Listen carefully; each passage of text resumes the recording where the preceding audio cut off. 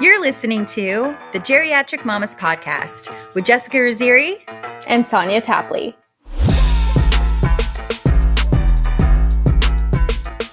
This is, did you see I changed what it is? Yeah, I sure did. Sonia I went up to change it. I went up to the top to change it. I was like, I forgot. I got to go back in and do it. And then I see Geriatric Happy Hour, Sunday Fun Day, bitches. I'm like, oh, it's taken care of. Well, because I made sure, because usually like I'm sitting here all sad with no bubbles and you have your bubbles and I'm like, I want my sparkling rosé. I'm usually like scrounging around for something last minute, or I'm just like the loser with just like truly a coffee. And I'm just like, no, I'm going to make it fun today. So, and then when I saw it was coffee combos, I was like, no, I have bubbles. It is Sunday Fun Day, bitches. It sure is. So on this episode, So this episode is going to be a happy hour about a variety of topics, including an update on Chrissy Anderson's husband speaking out about her death from sepsis after the stillbirth of her daughter, a viral Instagram post by @OwnItBabe about European parenting, and the 28-minute Bluey special that has everyone talking. Yeah, so this first topic, I mean, I've spent like hours on it this week because I just feel like there is so much information that is left out in these situations, but we saw an update on Chrissy Anderson, the husband of former Kansas City Chiefs cheerleader who died in childbirth following the stillbirth of her daughter, is speaking out. Clayton Anderson called his late wife Chrissy Anderson, my world, my best friend, and obviously the love of my life, in an interview with ABC News following her March 20th death from sepsis at age 40. Chrissy died after the stillbirth of the couple's daughter, Charlotte Willow, on March 16th. Charlotte was born during Chrissy's 20th week of pregnancy, per ABC News. The couple rushed to the hospital because Chrissy was feeling back pain, which was a symptom the couple had been told by their doctor could be due to contractions or dehydration. Tests revealed the presence of amniotic fluid, and Charlotte's heartbeat couldn't be detected by 9 p.m. on March 16th. Hours after her daughter's death, Chrissy spiked a fever and began showing signs of severe sepsis, ABC News reported. Doctors performed surgery to remove Charlotte from Chrissy's uterus to save her life, her husband told the outlet. After the first surgery, Chrissy returned on a ventilator and dialysis machine with kidney, liver, and lung failure, and had to undergo 2 more surgeries. By the night of Tuesday, March 19th, Chrissy appeared to be recovering, but her condition suddenly deteriorated that night, and she died from sepsis-related complications on Wednesday morning. According to the Mayo Clinic, sepsis is a serious condition in which the body responds improperly to an infection. The condition can lead to septic shock and death. At least 1.7 million adults in the U.S. develop sepsis,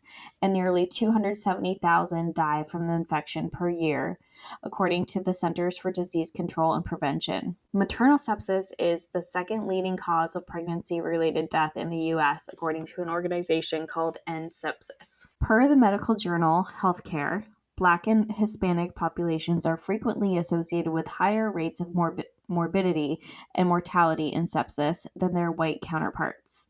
And this article is from people.com. So there is a GoFundMe that's been set up in Chrissy's honor. So this is just obviously extremely tragic.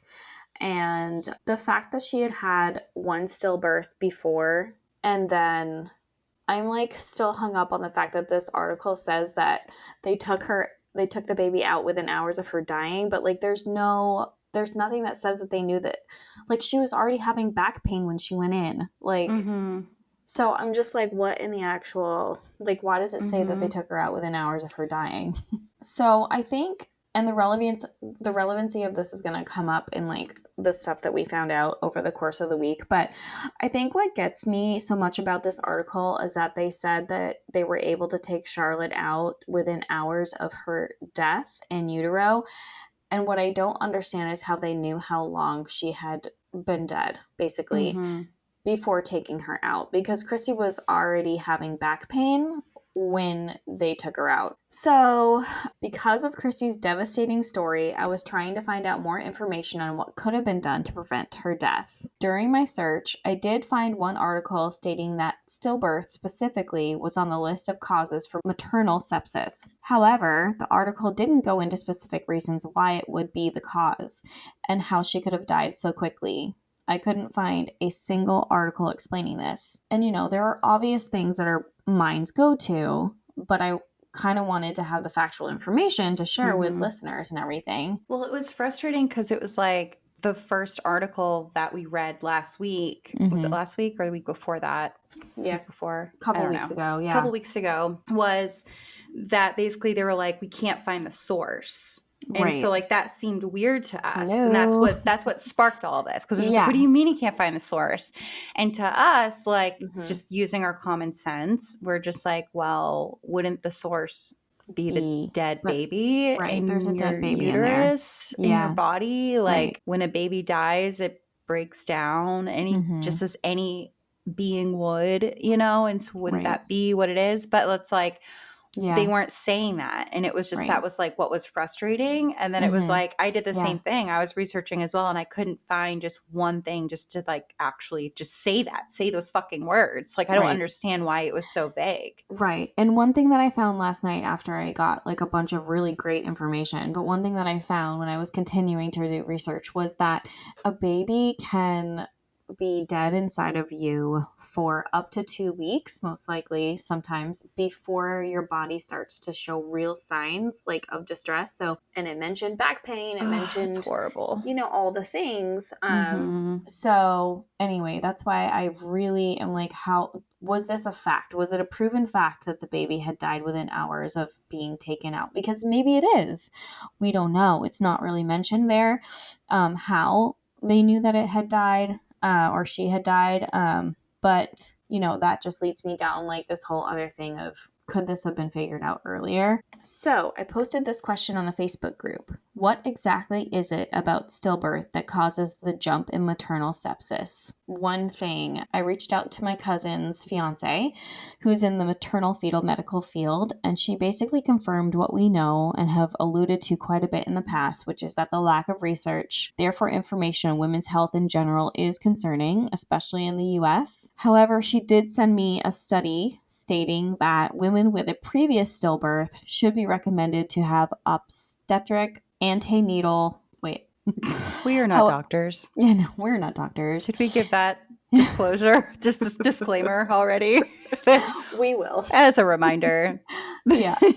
We are not doctors. So I think it's obstetric antenatal care to determine a personalized care plan during pregnancy, including additional doctor's appointments, blood tests, scans, and decisions around where to give birth. So, all of that is really important, especially for someone with complications, especially for someone who has gone through a stillbirth before, because there are increased chances just given the underlying causes for the stillbirth. So we also received responses on Facebook. One of them was from Karen, who is my husband's sister-in-law, who's also in maternal fetal medicine, and she had this information to share. So the answer is pretty simple. I love how she starts, because I read this. You said this to me earlier. She's like, the answer is quite simple. But then she goes down into this long breakdown. Words I had to medical cite. Terms. And I'm just like, well, if this is simple, then Karen, I am a fucking idiot. Because wow. Sorry. Continue. Yeah.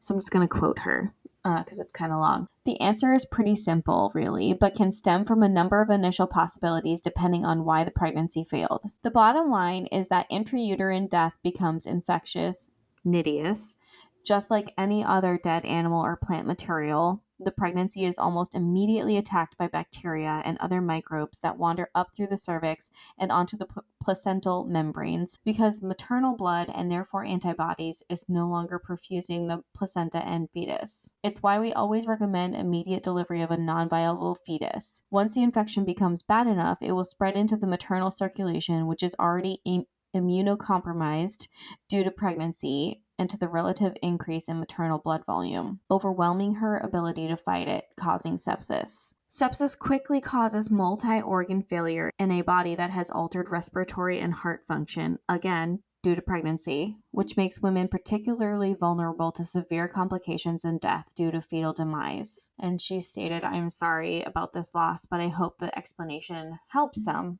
Karen. I feel like it definitely helps me to understand, because I think even though you and me and Kate also sent us information, and I think even though the three of us were kind of talking about, we felt like it had to do with the antibodies basically from the baby dying, we felt like that was a possibility, but there was just no information on this. I know. It was just us using like our gut check and like a common sense of like what we thought would make sense. I guess like I was about to say, like, I guess I don't understand why they're just not coming out with it and just saying that. But I mean, probably like the glaring obvious reason is because of like wrongful death, lawsuit, like malpractice. Exactly the reasons why her husband is coming forward and saying things like, A, we've had this happen before. We've had a stillbirth. And B, her age, she's 40. So you have a significant increase in chances for things like preeclampsia, like I had, which compromises your organs to begin with, you know? So he was coming through